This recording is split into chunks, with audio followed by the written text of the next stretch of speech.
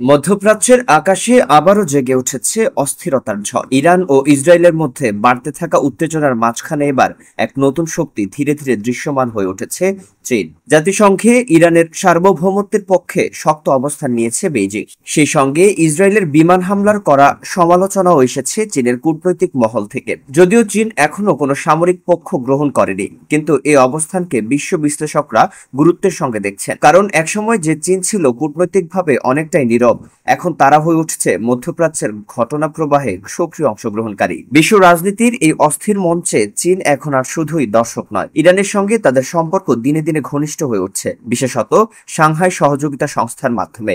এই সংস্থাকে ঘিরে গড়ে উঠছে কৌশলগত ও অর্থনৈতিক এক নতুন শক্তির সমীকরণ। তবে তা সত্ত্বেও চীন এখনো পর্যন্ত কোনো সামরিক জোটের দিকে এগোয়নি। তারা বরং এক কৌশলী সংযত ভূমিকা গ্রহণ করছে, যেখানে আলোচনার মাধ্যমে স্থিতিশীলতা বজায় রাখাই মূল লক্ষ্য। চীনের এই দেখছি বুঝছি কিন্তু লড়ছি না নীতির পেছনে রয়েছে তাদের দীর্ঘমেয়াদী কৌশলগত পরিকল্পনা। অর্থনৈতিক স্বার্থকে ঘিরে অত্যন্ত হিসেবী পদক্ষেপ নিচ্ছে বেইজিং। বিশেষ করে মধ্যপ্রাচ্যের তেল ও গ্যাস চীনের অর্থনীতির জন্য অত্যন্ত গুরুত্বপূর্ণ।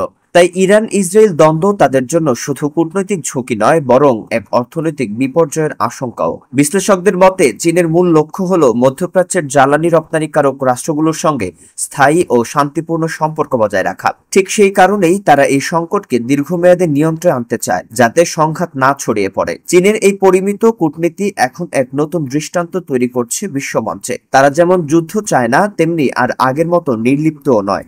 ইরান ইসরায়েল সংঘাতের জটিলতায় তারা যে নিখুঁতভাবে কৌশল সাজাচ্ছে, তা থেকে একটাই বার্তা স্পষ্ট: চীন এখন বিশ্ব কূটনীতির নতুন খেলোয়াড়, যারা যুদ্ধ নয় বরং পরিকল্পনার মাধ্যমে নেতৃত্ব দিতে চায়।